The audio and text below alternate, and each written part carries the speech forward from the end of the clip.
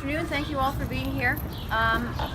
We all know that we have a mess in Mineola, and it's time we started talking about how we're going to fix the mess and clean it up and return Nassau to the taxpayers who live here, who live in neighborhoods just like this one and are tired of watching career politicians waste their money.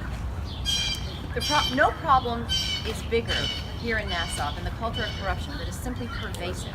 And I'm running for county executive to clean it up and end that culture once and for all. I am not a career politician, but I am a taxpayer who is sick of watching career politicians using public resources to enrich themselves, their friends, and their family. Ending this disgraceful era and finally providing the ethical government that taxpayers deserve will be priority number one in my administration.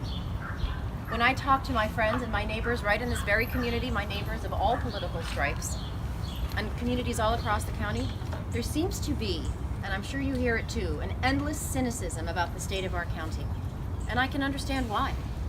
The county executive and his wife are indicted. We phony up the finances, and there is a constant and frankly accurate distrust that taxpayer dollars are not being spent properly. Well, I'm here to tell you that we can clean up this mess and bring a fresh start to Nassau County. Today, I will be unveiling the first set of plans that I have to fight corruption and nepotism in our county. First, we need an inspector general, and we need it now. Simple as that. It's absurd that after myriad scandals, this plan has still been stonewalled. How many more arrests and indictments do we possibly need? Secondly, we must end the era of nepotism in county hiring.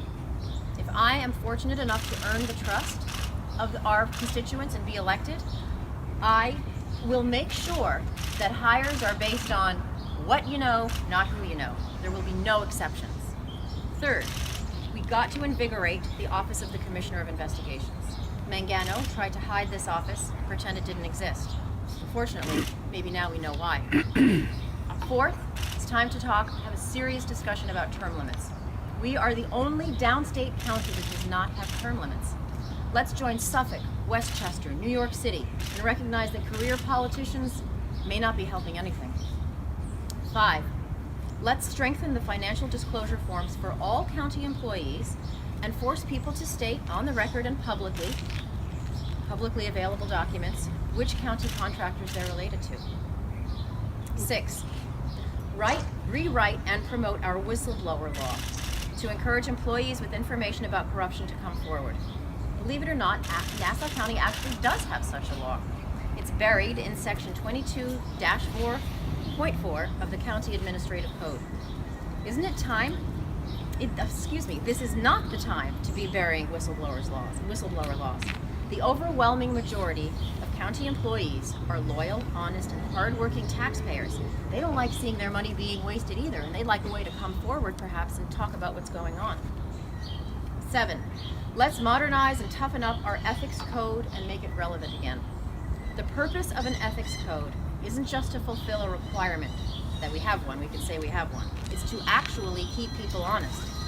The New York City Inspector General has a quick and enlightening online quiz on government ethics, and we can easily do the same here in Nassau. 8, finally, we must reconfigure our Board of Ethics. It's laughable that one party, and it doesn't matter which party it is, should control the entire ethics board. Let's make it bipartisan and non-political, regardless of who the winner of the last election was, with a rotating chairman or chairwoman, and give that person in that body the tools it needs to stop unethical behavior before the U.S. Attorney or the District Attorney has to get involved. The board currently has 5 members, all of whom were appointed by Mangano. No wonder things haven't actually worked out. Some of you cynical people in the media might say, these are nice ideas, but try getting them done in Nassau County. Well, I am, at heart, an optimist. And I know we can fix it. I know that we can reform government to be honest and ethical. But I talk to my neighbors, I walk around when I'm talking to constituents as a legislator or just as a regular person, I'm hearing loud and clear that people are fed up. They've had enough. We pay the highest taxes, and what do we get in return? Indictments, nepotism, cronyism, favoritism, you name it. I know I speak for taxpayers of this county when I say enough.